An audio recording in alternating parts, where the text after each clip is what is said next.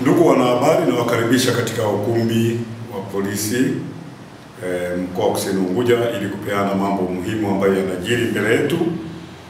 Tarehe 7 mwezi Juni mwaka 2025, sawa na mwezi 10 mwandamo, Waislamu wote nchini Tanzania wataungana na Waislamu wengine duniani kusherehekea sikukuu ya Eid al-Adha kufuatia ibada ya hija inayofanyika katika mji wa Makkah nchini Saudi Arabia.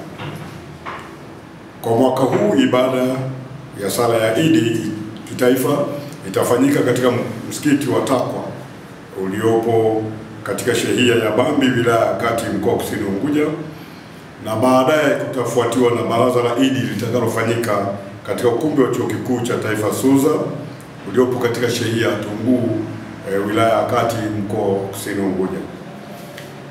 Katika kuadhimisha sikukuu hiyo, jeshi la polisi limejipanga, na kwenye mkoa wetu wa Kusini Unguja tumeainisha maeneo muhimu ambayo yatakuwa ni ya kipaumbele, ambayo ni pamoja na maeneo ya ibada kwa maana ya msikiti ambako tutafanyia sala ya Eid, lakini kwenye eneo la ukumbi wa Suza ambako tunafanyia baraza la Eid, na viwanja vyote vya sikukuu ambako watoto wetu wataenda kuburudika mchana, kumbi za starehe pamoja na fukwe za bahari ambako watu wengi kutoka maeneo mbalimbali watakuja kwa ajili ya kusherehekea sikukuu.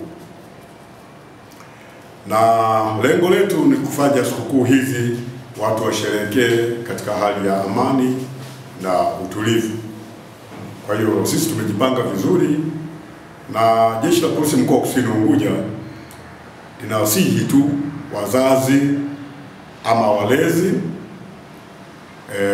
kuwalinda watoto, wasiwaachie watoto kwenda kwenye viwanja vya sikukuu wakiwa peke yao, bali ni vizuri wakawa kwenye uangalizi wa wenzao ambao ni wakubwa ama walezi wenyewe. Lakini pia kuna tabia ya kuwavisha watoto vidani vya thamani kubwa, jambo ambalo linawashawishi wahalifu kama wezi ili kuweza kuwapora hivyo vitu. Na pia wakumbuke kuwavisha nguo ambazo zina staha zenye maadili mema ili pia kuepusha ushawishi wa wahalifu wa udhalilishaji. Kwa upande mwingine, jeshi la polisi kwa Kusini Unguja linawataka madereva wote watakaoendesha vyombo vya moto. Tunajua kwamba kutakuwa na vifaa vingi au magari mengi, pikipiki kutoka mjini kuja maeneo yetu kwa ajili ya kuburudika kwenye fukwe za bahari na kumbi za starehe. Basi tunawasihi wote watakaoendesha vyombo vya moto, wakiwepo madereva wa magari, waendesha pikipiki, kuzingatia sheria na kanuni za usalama barabarani ili wote tuwe salama na watumiaji wengine wote wa barabara wawe salama. Waendeshe vyombo hivyo pia wakiwa katika hali nzuri kiafya, wasinywe mapombe ama vileo ambavyo vinawasababisha kukosa umakini katika barabara za umma na hivyo kuweza kusababisha matukio ya ajali. Pia tunawasihi wasipakie abiria kuzidi kiasi.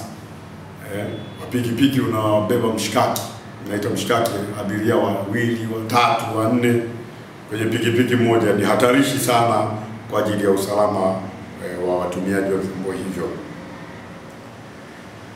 Niendelee kutoa wito pia kwa eneo ya makazi, watu wasiache nyumba zao zikiwa hazina uangalizi ama milango haikufungwa.